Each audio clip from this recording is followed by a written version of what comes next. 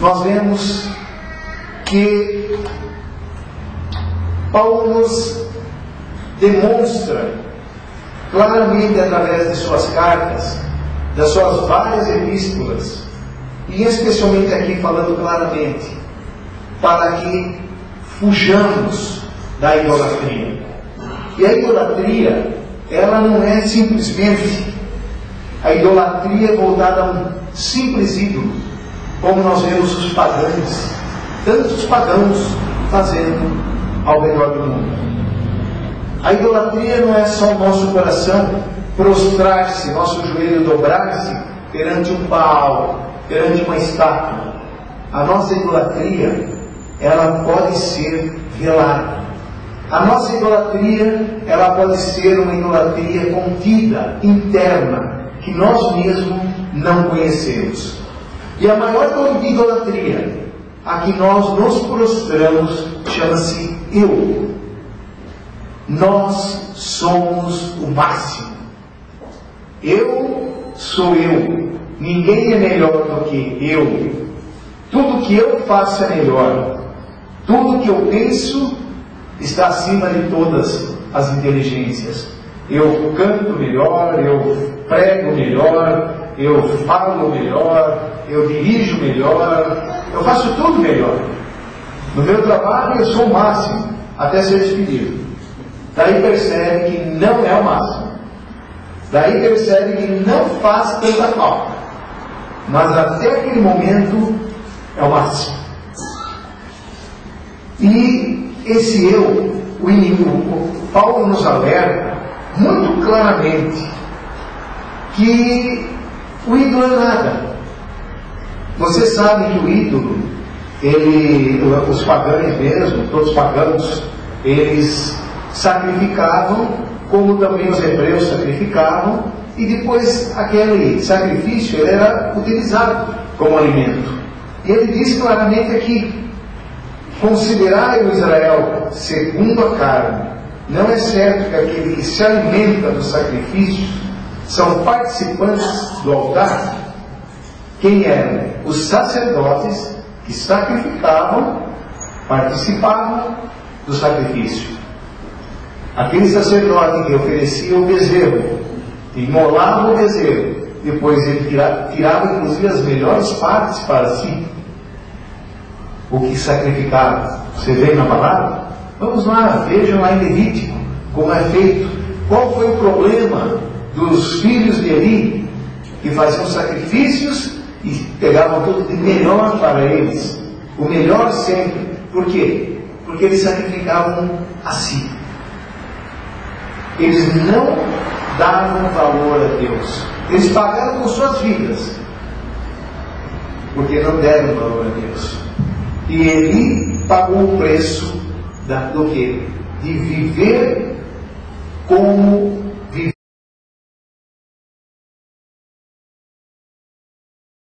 Ele fechava os olhos às coisas de Deus. Um homem de Deus, hein? Um homem que muitos e muitos e muitos anos morreu muito velho quando soube da morte de seus filhos, não foi? Na batalha em que 35 mil israelenses perderam a vida, a arca da aliança foi perdida. Naquele dia, Eli, recebendo a notícia, caiu, quebrou o pescoço, porque era velho e gordo. Estas são as maneiras que Deus age no nosso coração. Fala, qual é a tua idolatria? E ele aponta para nós. É o teu carro? Às vezes é. Quantas vezes já me peguei, não, o carro tem que fazer isso, aquilo, e às vezes deixando o mais importante por causa daquilo. E a palavra de Deus diz, olha, vocês não gastam, vocês não usam aquilo que ganham para o pão. Use para o pão. E quem é o pão? É o pão da vida. É o que diz aqui, no versículo 16. Porventura o cálice da bênção que abençoamos não é a comunhão do sangue de Cristo? O pão que partimos não é a comunhão do corpo de Cristo? É essa comunhão que nós temos que ter. A idolatria nossa, às vezes, é pela igreja. A idolatria nossa, às vezes é por um filho. A idolatria nossa, às vezes é por algo tão insignificante, mas nós idolatramos. Perigo, o marido, a esposa, idolatrar marido, filho, esposa, filha, é um perigo. Porque nós estamos desviando o nosso coração. O eu faz parte dessa idolatria.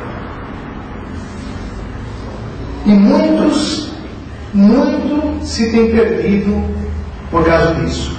Você sabe que o povo hebreu, ele perdeu muito durante todo o decorrer da sua história por essa idolatria.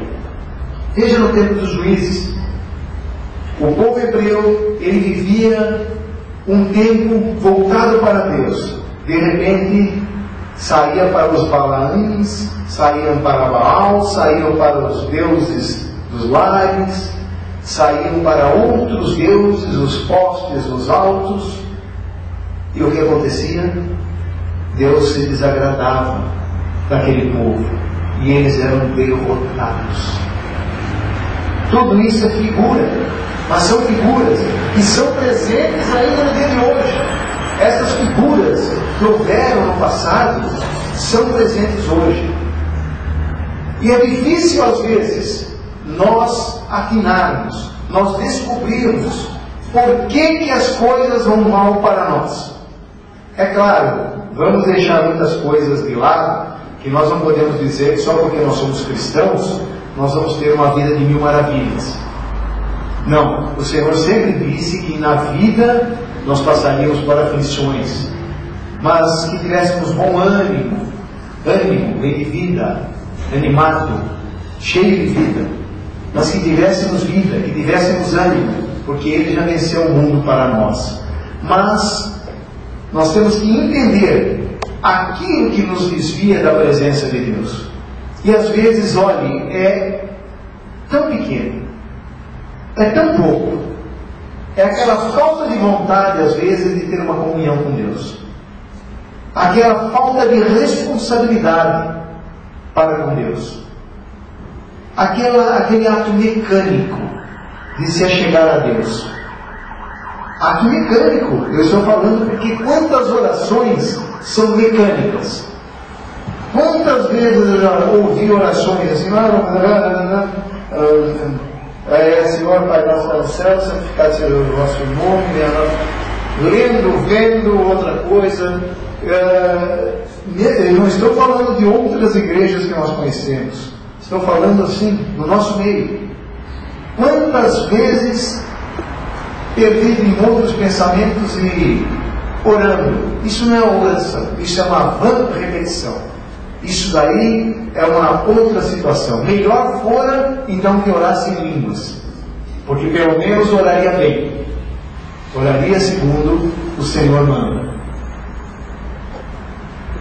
E essa idolatria, ela é pior do que a idolatria declarada do mundo. Aquela que a igreja X ou Y faz a santa YZ. Porque aquela você está vendo que é realmente um culto a Satanás. Aquilo você está vendo. Você até pode falar pobre deles, mas eles poderiam tomar uma decisão. E agora em nós, quando temos a nossa idolatria, quando nós que criticamos o idólatra lá fora, nós que sabemos tudo sobre idolatria, e nós, como nós comportamos? Qual é o nosso comportamento? Você sabe que a idolatria pode ser uma igreja cheia com 5 mil membros? Você sabia?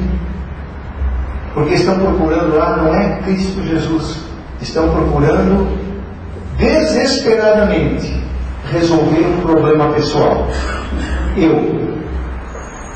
E agora a moda nessa idolatria é dizer assim: cobre de Deus, viu? Cobre de Deus, porque Ele tem a obrigação de me dar. Afinal está escrito lá que é assim. Nunca esteve isso. Pelo contrário, está escrito que nós somos servos, que nós temos